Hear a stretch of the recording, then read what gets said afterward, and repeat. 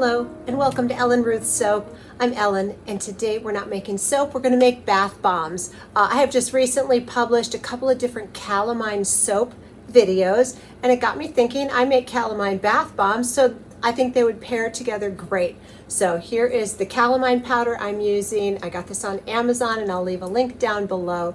It makes the prettiest blush color bath bombs. And I'm going to do a custom fragrance. I have a few little bits of fragrances, so I will be scenting this with a fragrance. You could also do an essential oil. I think bath bombs are so luxurious and my grandchildren love them. So let me show you the molds I'm going to use. I got these from Be Scented, I believe, and they are little disc molds. Here's a teeny one for when I make my big bath bombs and then I have leftover bath bomb stuff. I make a little teeny one. Here is the big version. Let me see if I got this right. Yeah. So it's just a disc. And I love that for several reasons. It's easy to make, it's easy to press and get them out of here. They're not so, fiddly and finicky. A circle one, you have to put them in a round cup to let them dry. These discs are just very easy to make and they package really well and they ship well. Because they're flat, I just feel like they're really stable, and I think aesthetically they look really pretty. So these are the molds we're going to use, and like I've done in my previous calamine bath bomb videos, I'll sprinkle a little rock salt in the bottom of the mold. We'll talk about it when we get there, but I think they look beautiful. They're great on summer skin. If you're itchy from, how kids can kind of get not sunburn, but they get like a prickly rash. It's very soothing in a bathtub. My husband has done yard work and gotten into poison ivy or poison oak, not fun at all. So I think this bath bomb would be great for any sort of itchy, irritated skin or just a relaxing bath. I think they're good for that too. So let me get all the ingredients pulled together and I'll talk you through the recipe as we go, and let's make some calamine bath bombs. All right, guys, we are back and it's time to make our bath bombs, and I did make one little change. I'm going to be adding colloidal oats to this because oats just sounded like it paired really well with the calamine for a very soothing bath. Whatever your skin issues are, this is going to be a really soothing bath bomb. Let's talk about the ingredients here. I have it all pre-measured out. The first ingredient in a bath bomb is baking soda. It's kind of a staple. Baking soda combined with your citric acid is what's going to make the fizzy reaction that everybody loves. You want their bath bombs to fizzy, and so that's what these two do. Baking soda, I have 23 ounces or 652 grams of baking soda. Here is the baking soda I'm using. I had somebody on YouTube get very angry with me for using this brand of baking soda, so if you don't like this brand, you know what? Get another brand. You're good to go. So you don't have to use the exact brand I'm using. Just get yourself some baking soda that you're happy with. That's perfect. So we talked about the baking soda. The citric acid, I will tell you about it right now, but we're going to hold it off until we get our dry ingredients and our wet ingredients blended. We don't want to activate the fizzy before it's too soon. So I have 15 ounces or 425 grams of citric acid that I'm going to set off to the side. And here is the brand of citric acid I am using. I got this on Amazon and it was a good price. So that's those two things. And then for the little fiddly ingredients here, I have this ingredient. This is Cream of Tartar. This is 1 ounce or 28 grams of Cream of Tartar. This is the brand of Cream of Tartar that I am using. It's a pure brand. It's called Pure. Perfect. It works great. It's a good hardening agent. That's why I put it in my bath bomb. You could also use kale and clay. You could use arrowroot powder. You could use cornstarch. There's so many options for this cake. This is it's considered a caking agent. It's going to harden this bath bomb up so it holds its shape really well for shipping and everything. So I chose Cream of Tartar. I'm comfortable with that. That's what I'm using. Here is my colloidal oats. I have 1 ounce or 28 grams of colloidal oats, which is actually oat flour. I get the Anthony's brand. This is the arrowroot powder, but this is the brand I get of whole oat flour, and to me it works just as well as colloidal oats, and it's a lot cheaper. And then I have 1 ounce or 28 grams of calamine powder, and this is from Amazon also, and this is going to give these bath bombs a really pretty color. I love it. Now, I have an optional ingredient that I like to add in. My grandkids love my bath bombs. I like them to fizz and bubble. This is SLSA. It's an optional ingredient. This is half an ounce or 14 grams. If you want to leave this out and skip it, totally fine. Just use this amount, half an ounce, in one of your other ingredients. I would probably do it in the caking agent. So whether you're using cornstarch, cream of tartar, or whatever, if you leave the SLSA out, go ahead and just bump this volume up, because you want your liquid to dry ratio to be what I'm doing today. So there's some wiggle room here. It's not a hard and fast rule. And I will also say it is very humid in my state right now when I'm making these. I have my dehumidifier on, but I may have to tweak the liquid to dry ratio a little as we get into this because the weather. If I'm making these in the winter, it's different than making them in the summer. That's just life with bath bombs. So, all right, SLSA for me is going in. I like it. If you don't, leave it out. What else? Okay, that's the dry ingredients. Let's get on to the liquid. I have this little magical cocktail which has everything I'm using in it already, which is a half ounce of carrier oil, any oil you want. Liquid oil. You could use MCT oil, olive oil, almond oil, walnut oil. I'm using grapeseed oil. I like a light oil in my bath bombs, jojoba or grapeseed. They're just very light and not greasy feeling. So grapeseed oil is what I've got, half an ounce or 14 grams. I also put in 0.25 ounce or 7 grams of polysorbate 80, which is an emulsifier. It's going to help bind all the, calamine and the oats and everything in the water so that you won't get a ring around your tub. I think polysorbate 80 is kind of important if you're adding fragrant oil, any kind of oil, and a colorant. If you're making plain bath bombs that you just want to fizz, you don't need that. But if you're having additives in there, like specifically calamine powder, this is not water soluble. The polysorbate 80 is going to really be, I recommend it. Okay, and the last ingredient in this little cocktail is half an ounce or 14 grams of witch hazel. That's my liquid. You could use rubbing alcohol. You could use water. I like witch hazel because I think it has really good skin benefits. So that is the liquid that I'm using in here, but you have some wiggle room. You can make a liquid choice. And then the last thing I have is half an ounce or 14 grams of fragrance oil. But please, whatever fragrance oil you're using, look up the usage rate on it. But this is the amount that I'm using for the fragrance I'm using today. So those are all the ingredients. Now, the most important part, I think, is mixing everything really well. And the first step is like this baking soda. It's going to have little chunkage in there. You need this to be no chunks. So run it through a sieve, however you want to do that. Run your ingredients through, and so they're nice and a fine powder so that when it comes time for mixing, it'll be much easier if you've run it through a sieve. So I am going to be intermittently running through. Okay, here goes my cream of tartar, and I'll add a little more baking soda, and we're sifting it all in there.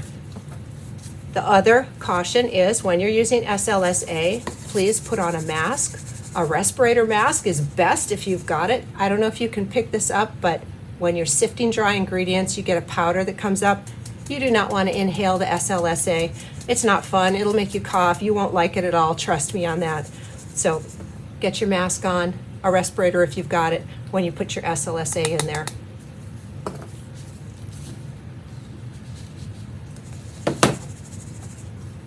And here goes the calamine. Look at that gorgeous color. It just tickles me pink. I love it. Again, I think these calamine bath bombs will pair greatly with, if you try one of my calamine soap recipes, great combination, I think.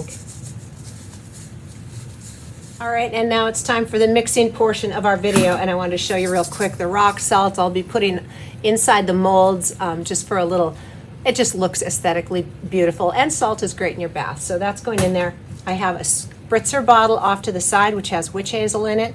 Again, rubbing alcohol, water, any liquid of your choice, but I have witch hazel. In case this feels dry in the humidity, I don't think I'm going to have a problem, but it's there just in case I need to spritz a little. I got my molds.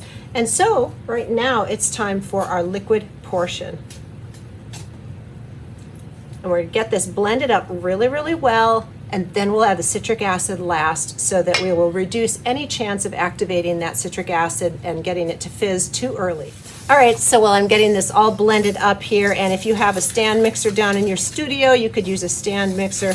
I like, with a small batch like this, I like to go ahead and just use my hands. It's fun, and I get in there and can feel it. But let's talk about the weather. If you live in a really dry climate, if you're in Arizona watching this, or some desert type environment, New Mexico, I don't know who else has desert around here. I know there's more places, northern Utah, wherever. You might need that spritz bottle of liquid. You really might. If you are down in Miami, Florida making these, you might need to back off a little bit on the liquid. It's one of those play area things. So if you went ahead and used the measurements I gave and you find out that your batter is just too sticky and it's just not, it's just too wet, I would add a little more of your caking agent, which I used Cream of Tartar. If you're using kale and clay, if you're using cornstarch, I'd add a little bit more of that, and a little bit more baking soda are the two dry ingredients that I would add to dry it out a little. And then of course, if it's too dry and you need to wetten it, whatever liquid you've chosen, you'll just, literally just misting with a spritzer. It doesn't take a lot. Sometimes just a mist will change the whole consistency. So proceed with caution. If you're tweaking it a little bit, you're finding that it's not clinging together the way you want, just proceed with caution in little teeny increments when you're adding ingredients to the base recipe. So again, what I'm providing you with today, it's going to be written down below. It is the base recipe, and you may need to tweak it and customize it for your area and your preference. If you have somebody who is very sensitive to oats, there's a lot of people out there allergic to oats. Please leave that ingredient out. And use the extra space with some calamine or some of your caking agent powder, So yeah, there is wiggle room, but just the ratio of dry to wet is a good baseline, and then you can take it from there. I really hope that's all making sense. This is feeling pretty smooth. I like to rub it in my hands, and if you can feel if there's any little clumps of baking soda or something in there. And I don't feel clumps. It's mixed as well as I'm going to get it, so let's go ahead and add our citric acid in now. And it should not get activated at this point, which is fabulous.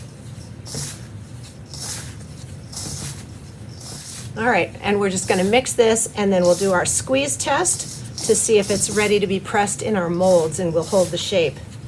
And this is the time when you're going to discern if it's too dry or too wet, is this phase right here after the citric acid is added. Isn't that a beautiful color? I just love it. It doesn't take much of the calamine powder to give it this beautiful, see, I found a little white thing of baking soda there, so I want to make sure I get that. Now, if you have a little bit of baking soda like that, is it going to harm your bath bombs? Not a bit. It's just aesthetically, if you want it to be one solid color, you don't want little freckles of baking soda in there. Your bath bombs will still perform beautifully if you have chunks, so, there's always that fine line between aesthetics and practicality. This is feeling really good. All right, so I'm going to grab a handful and give it a light squeeze. I'm not trying to, break my fingers, but a nice light squeeze. And then I'm going to bounce it around, and it is holding its shape. But when I do that, it falls apart. I'm going to call this perfect. I personally am very happy with this consistency. It feels like damp sand, not wet sand, but damp sand. That's the best way I can describe it. So let me get my press over here, and we'll get to making some bath bombs. All right, I have my scale over here just because I want these to be relatively the same weight.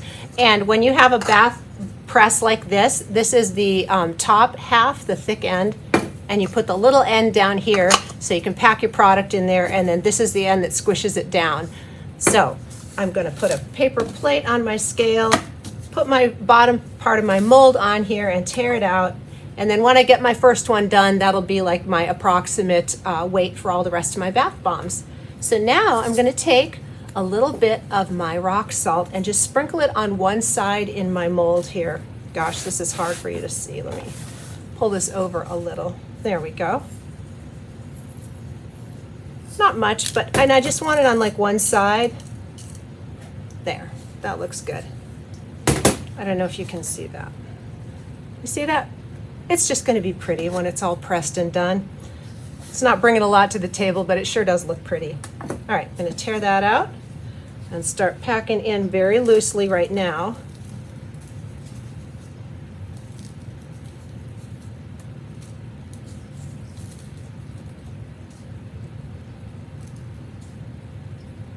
All right, so I'm fitting about 4.5 ounces of fluff in my mold, and we will press this and see if we're happy with the thickness of it and if I want to add more or less.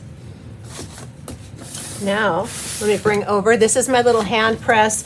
This is from Bath Bomb Express. It was a little pricey. I bought it on my own.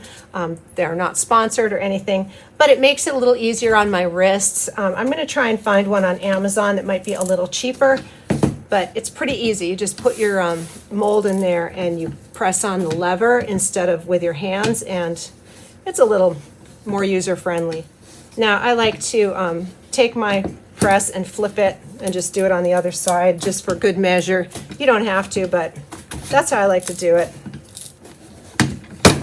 All right. And then this little paper plate is just to catch debris that has fallen off. So then I take the shallow end, tap it with my spoon, and that just helps release so it doesn't stick in the mold. Comes out just clean as can be. And look how beautiful that salt looks. Let's go ahead and press this up. That's a pretty thick bath bomb, but I think it's beautiful.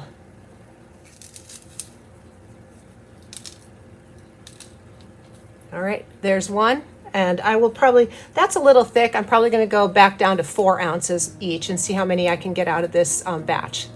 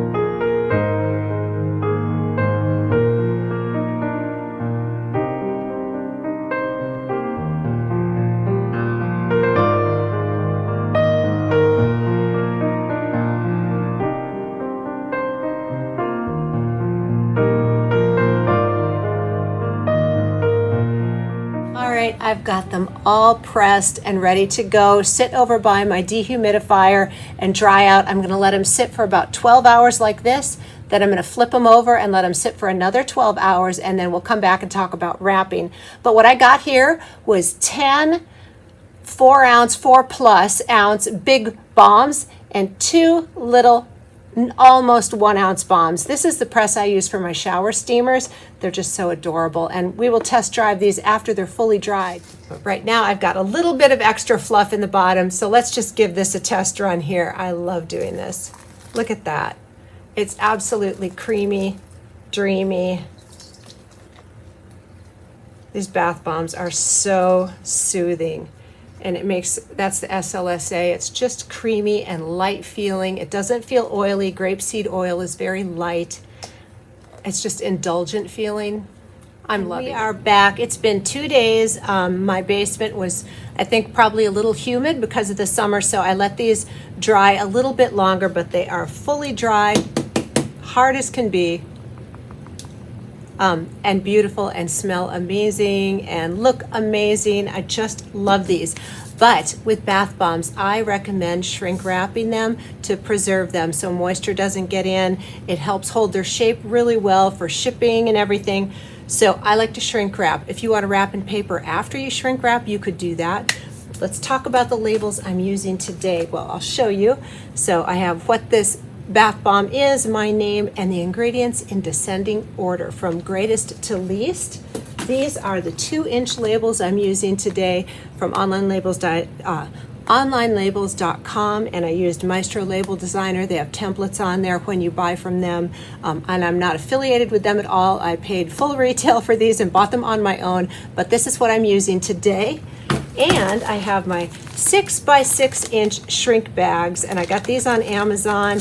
They're just really nice all-purpose shrink bands. If you hate plastic, they have biodegradable film available, but those are breathable, so moisture could get into your bath bomb. That's a whole other subject. This is what I'm using, and they work great. And let's do that together right now. I'm going to get these wrapped up and labeled, and then we'll come back and do a little test with one of my teeny little pucks, which are adorable. My grandkids are going to love these. All right, so the first step is I get all my bombs in the bag and cut off the excess wrapping, and then we'll shrink band and label, but I'll do one for you from start to finish here. This impulse sealer and the heat gun I got on Amazon. This thing has been a nice little workhorse, so pop our beautiful bath bomb in the bag, and I like to trim off the excess before I before I shrink wrap it.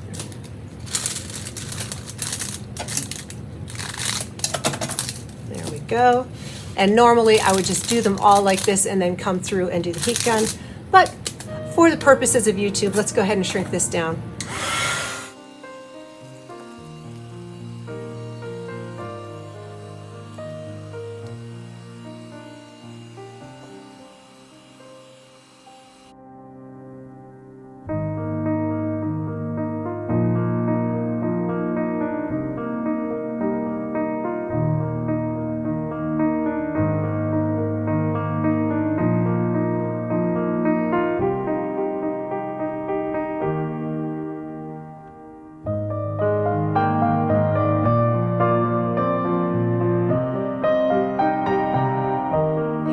Back to give one of my little 1 ounce, well, almost 1 ounce pucks a try. This is just some warm water, and let's pop it in here. Oh my goodness, right away. So they float. I love that. This creamy, sort of bubbly. I just love everything about these, and they're fabulous. So I hope you give this recipe a try and enjoy it as much as me and my family do. Look at that lather building. Love, love, love. All right. Thank you for joining me today, and let me know if you do make bath bombs and how you handle humid weather and all of the good stuff that goes along with bath bomb making. And I hope that you have a wonderful day.